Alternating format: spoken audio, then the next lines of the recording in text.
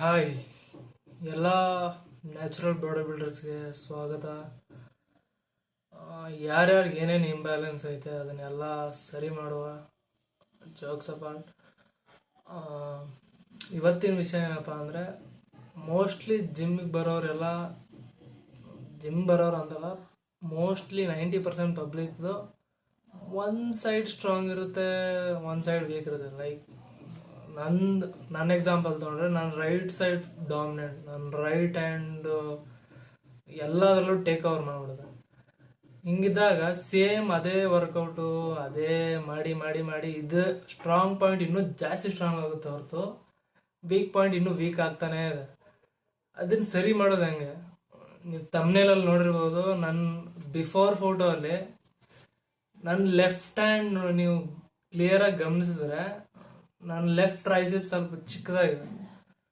Right side ನೋಡಿದ್ರೆ full ಡಾಮಿನೆಂಟು, full developed ಥರ ಕಾಣಿಸುತ್ತೆ. ಸೊ ಇದರಿಂದ ಏನಾಗುತ್ತೆ ಅಂದರೆ, ಮೋಸ್ಟ್ಲಿ ಜಾಸ್ತಿ ಜನಕ್ಕೆ ಗೊತ್ತಾಗಲ್ಲ, ಆದರೆ ನೀವು ಡೀಪಾಗಿ ಅನಲೈಸ್ ಮಾಡಿದ್ರೆ ಅದು ಇಂಬ್ಯಾಲೆನ್ಸ್ ಕ್ರಿಯೇಟ್ ಮಾಡ್ತೇವೆ. ಇಂಬ್ಯಾಲೆನ್ಸ್ ಇದ್ರೆ ಅದು ಅಸ್ಥೆಟಿಕ್ಸ್ಗೆ ಒಳ್ಳೇದಲ್ಲ. ಅಂದರೆ ಒಂಥರ ಅದು ಲುಕ್ಕಿಂದ ಹೊಟ್ಟೋಗ್ಬಿಡುತ್ತೆ, ಆ ಫ್ಲೋ ಬರಲ್ಲ. ಸೊ ಇದನ್ನ ಫಿಕ್ಸ್ ಮಾಡೋದು ಹೆಂಗೆ? ನಾನೇನು ಯೂಸ್ ಮಾಡಿದ್ದೀನಿ, ನನಗೆ ಗೊತ್ತಿರೋ ಪ್ರಕಾರ 4 ಟಿಪ್ ಹೇಳ್ತೀನಿ. ಫಸ್ಟ್ ಟಿಪ್ ಬಂದ್ಬಿಡು, ಯೂನಿಲ್ಯಾಟ್ರಲ್ ಎಕ್ಸಸೈಸ್ನ ಆ್ಯಡ್ ಮಾಡಿ.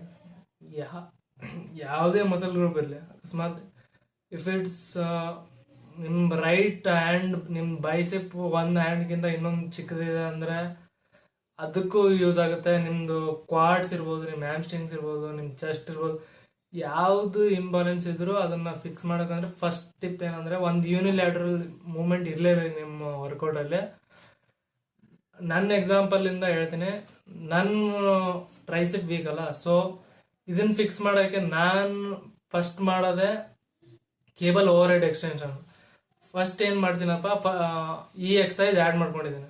ಸೊ ಫಸ್ಟ್ ಟಿಪ್ ಇದಾಯ್ತಾ. ಸೆಕೆಂಡ್ ಟಿಪ್ ಏನಂದ್ರೆ, ನೀವು ಯಾವ ವೀಕ್ ಸೈಡ್ ಇದೆಯಲ್ಲ ಅದರಿಂದ ಸ್ಟಾರ್ಟ್ ಮಾಡ್ಕೊಳ್ಳಿ.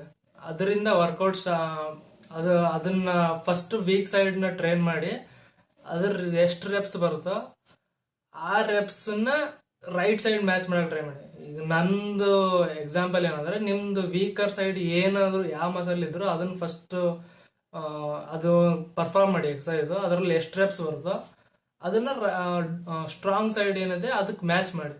ಇವಾಗ ನನ್ನ ಎಕ್ಸಾಂಪಲ್ ಏನಂದ್ರೆ, ನನ್ನ ಟ್ರೈಸೆಪ್ ವೀಕ್, ಸೊ ನಾನೇನು ಮಾಡಿದೆ, ಕೇಬಲ್ ಓವರ್ ಹೆಡ್ ಎಕ್ಸ್ಟೆನ್ಷನ್ನ ಓವರ್ ಹೆಡ್ ಫಸ್ಟ್ ಲೆಫ್ಟ್ ಸೈಡಿಂದ ಸ್ಟಾರ್ಟ್ ಮಾಡಿದೆ. ಈ ಹ್ಯಾಂಡಲ್ ಎಷ್ಟು 15 ರೆಪ್ಸ್ ಬಂತ, ಸೇಮ್ ಅಷ್ಟೇ ರೆಪ್ಸ್ನ ರೈಟ್ ಹ್ಯಾಂಡಲ್ ಮಾಡಿದೆ. ಇದು ಸಿಗ್ನಿಫಿಕೆಂಟ್ ಡಿಫ್ರೆನ್ಸ್ ಕ್ರಿಯೇಟ್ ಮಾಡಿದೆ ನನ್ನ ಆರ್ಮ್ ಬ್ಯಾಲೆನ್ಸ್ ಅಲ್ಲಿ. ಇದು ಬೆಸ್ಟ್ ಮೆಥಡ್ ಅನ್ಸುತ್ತೆ ನನಗೆ ಇಂಬ್ಯಾಲೆನ್ಸ್ ಹೋಗ್ಸೋಕ್ಕೆ.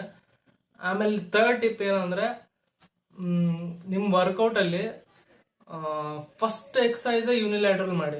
ಯಾಕಂದ್ರೆ ನಾನು ಫಸ್ಟ್ ಯೂನಿಲ್ಯಾಟ್ರಲ್ ಮಾಡಿದ ತಕ್ಷಣ ಈ ಪಂಪ್ ಒಂಥರ ಜಾಸ್ತಿ ಇದ್ದಂಗೆ ಇರುತ್ತಲ್ಲ ವೀಕ್ ಸೈಡಲ್ಲಿ. ಆಮೇಲೆ ನೀವು ಏನಾದರೂ ಹೆವಿ ಪ್ರೆಸ್ಸಿಂಗು ಅಥವಾ ಯಾವುದಾದ್ರೂ ಎರಡೂ ಬೋತ್ ಸೈಡ್ ಯೂಸ್ ಮಾಡೋ ಅಂತ ಮಸಲ್ ಇದ್ದಾಗ ನಿಮ್ಗೆ ಬೋತ್ ಒಂದೇ ಸಲ ಆಕ್ಟಿವೇಟ್ ಆಗುತ್ತೆ, ಎರಡೂ ಕಡೆ ಮಸಲ್ ಆಕ್ಟಿವೇಟ್ ಆಗುತ್ತೆ. ಸೊ ಅದೊಂದು ಟಿಪ್ಪು.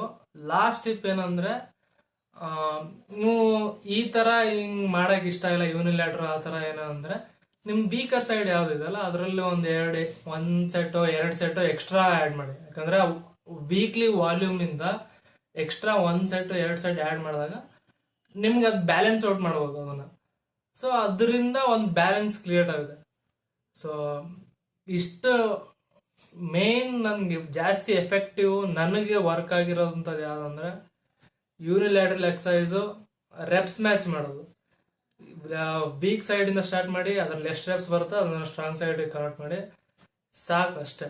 ಇದನ್ನ ಮಾಡಿ ನೋಡಿ, ಒಳ್ಳೆ 2 to 3 months ಫಾಲೋ ಮಾಡಿ, ಇದರಿಂದ ರಿಸಲ್ಟ್ ಬರುತ್ತೆ ಅಷ್ಟೇ. Thank you.